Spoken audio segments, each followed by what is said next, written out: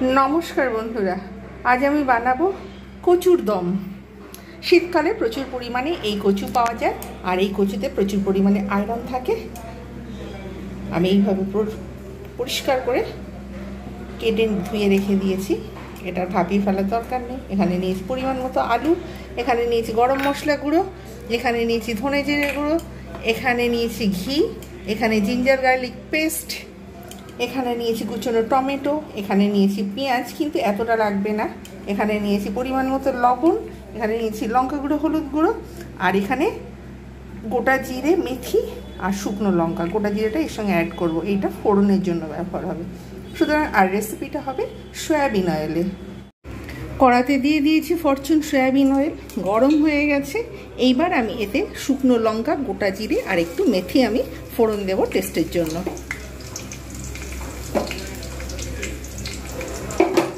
এটা হালকা করে ভেজে নেব।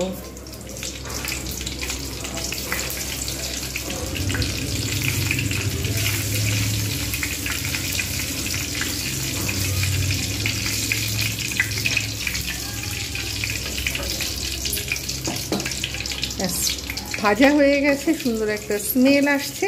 এইবার আমি এর মধ্যে প্রথমে দেব আমি কচুগুলোকে আমি কিন্তু ভালো করে ভাজবো। এর যে অতিরিক্ত একটা পিচ্ছিল ভাব থাকে সেটা কিন্তু ভাজলে কমে যায় আর সাথে সাথে সিদ্ধ হয়ে যায়।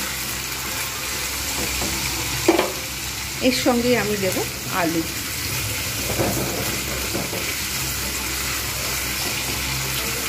আলু এবং কচু আমি কিন্তু একসঙ্গে ভালো করে ভেজে নেব।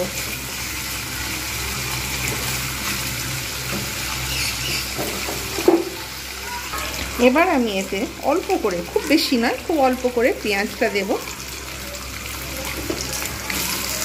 এটাও কিন্তু আমি কচুর সঙ্গেই ভাজবো।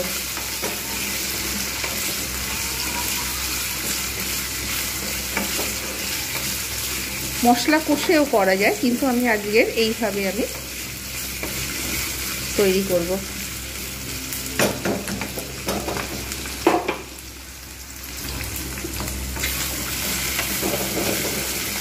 কচুর সঙ্গে আমি কিন্তু একসঙ্গে আমি যেহেতু অল্প পরিমাণে পেঁয়াজ দিচ্ছি তাই আমি একসঙ্গে এটা আমি ভেজে নেব।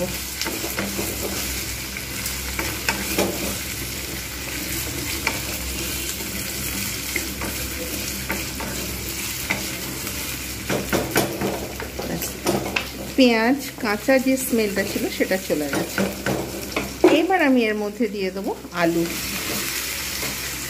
যেহেতু কচু আলুর দম হবে তাই আমি কিন্তু প্রত্যেকটা জিনিস আমি খুব ভালো করে এখানে ভেজে নেব।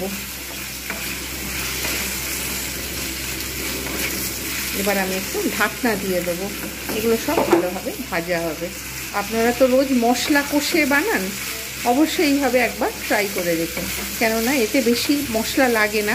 কচুর যেহেতু একটা পিচ্ছিল ভাব থাকে আর এর থেকে অটোমেটিক্যালি কিন্তু একটা গ্রেভি তৈরি হয়, সুতরাং এতে অতিরিক্ত মশলা দেবার কোনো প্রয়োজন পড়ে না, তাহলে অতিরিক্ত হেভি হয়ে যায়।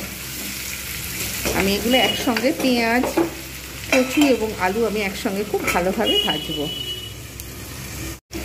কচু, আলু, পেঁয়াজ সব কিন্তু একদম খুব ভালোভাবে ভাজা হয়ে গেছে।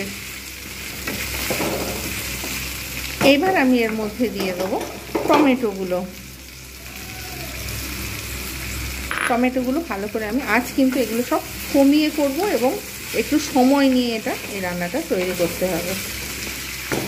এতে দিয়ে দেবো লবণ, তাহলে এগুলো কিন্তু অটোমেটিক্যালি ভাজাও হবে, সাথে সাথে এটা কিন্তু টমেটোটাও মেল্ট হয়ে যাবে। কিন্তু এগুলো আমি একসঙ্গে আমি ঠিক আজ এইভাবে রান্নাটা করছি। আমার বিভিন্নভাবে কচুর দম, গাটি কচুর রেসিপি বিভিন্নভাবে রয়েছে, এটা আমি আজকে সম্পূর্ণ একটা নতুন প্রসেসে করছি। এটা কিন্তু অটোমেটিক্যালি এগুলো কিন্তু হতে থাকবে, এর থেকে জল ছাড়বে আর টমেটোগুলো মেল্ট হতে থাকবে। এর মধ্যে থেকে জল ছাড়তে শুরু করে দিয়েছে, টমেটোগুলো কিন্তু সফট হয়ে গেছে, অনেকটা এর সঙ্গে ম্যাশ হয়ে গেছে। এবার আমি এর মধ্যে দিয়ে দেবো অল্প অল্প করে জিঞ্জার গার্লিক পেস্ট।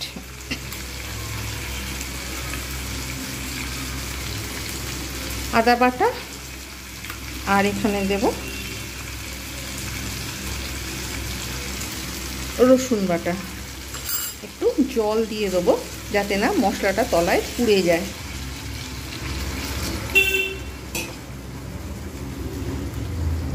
এবার আমি এর মধ্যে দিয়ে দেবো লঙ্কা গুঁড়ো আর হলুদ গুঁড়ো। আমি কিন্তু এগুলো সব এবার একসঙ্গে কষবো। এটা কিন্তু খুব তাড়াতাড়ি রান্নাটা হয়ে যায়, আর টেস্ট এমনি মশলা কষে যেভাবে হয় তার থেকে কিন্তু এটা আবার অনেক সুন্দর, বেশ ভালোই লাগে। আমি বহুবার বাড়িতে এরকমভাবে ট্রাই করেছি। আপনারা অবশ্যই বাড়িতে এইভাবে ট্রাই করবেন, কিন্তু মশলাটা কোনোভাবে পোড়ানো যাবে না। মশলা পোড়ালে কিন্তু টেস্ট নষ্ট হয়ে যাবে। আজ একদম ধিমে আছে এই রান্নাটা তৈরি করতে হবে। এইবার আমি এর মধ্যে দিয়ে দেবো হোমমেড রোস্টেড ধনে জিরে গুঁড়ো। এটা পরেও দেওয়া যেতে পারে, কিন্তু আমি এর সঙ্গে দিয়ে দিয়েছি। এতে কিন্তু ব্যবহার করতে হবে গরম জল। এবার আমি আঁচটা একদম কমিয়ে আমি কিন্তু এটাকে, যেহেতু আমি একটু জল দিয়েছিলাম, তাই এটাকে একসঙ্গে কষা হবে এবং ভাজা হবে। এটা কিন্তু দুর্দান্ত একটা স্বাদের কচুর দম। খুব ভালোভাবে দেখা যাচ্ছে কষা হয়ে গেছে এবং অনেক সুন্দর একটা স্মেল আসছে। এইবার আমি আঁচ কিন্তু কমিয়ে রেখেছি, গরম জল ব্যবহার করব এতে। এতে গরম জল ব্যবহার করলে কিন্তু ভালো একটা টেস্ট আসে, আর অতিরিক্ত জল দেওয়ার দরকার নেই।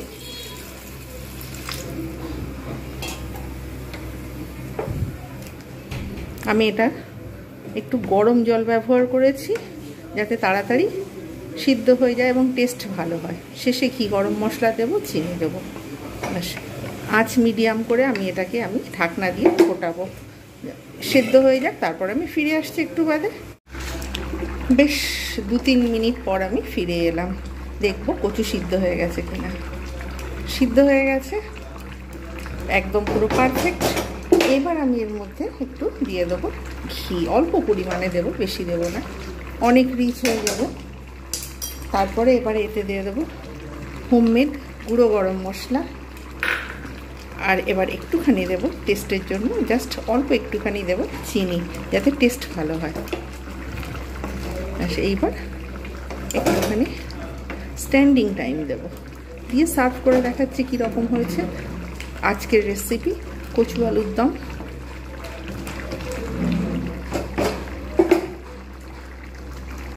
তৈরি হয়ে গেল কচুর দম। রেসিপিটা কেমন হয়েছে জানাতে ভুলবেন না। ভালো লাগলে অবশ্যই লাইক, কমেন্ট, শেয়ার এবং সাবস্ক্রাইব করতে ভুলবেন না। যারা যারা দেখছেন, কমেন্ট করছেন, টুইটার থেকে দেখছেন, ইনস্টাগ্রাম থেকে দেখছেন, তাদের অসংখ্য ধন্যবাদ। আমি প্রত্যেককে অনুরোধ করব আমার পাশে থাকুন এই রকম নিত্য নতুন ভিডিও পেতে এবং আমাকে ইন্সপায়ার করুন। আজকের মতো এতটুকু। নেক্সট দিন আরও একটা নতুন ভিডিও নিয়ে আপনাদের সামনে উপস্থিত হব। Bye bye and take care.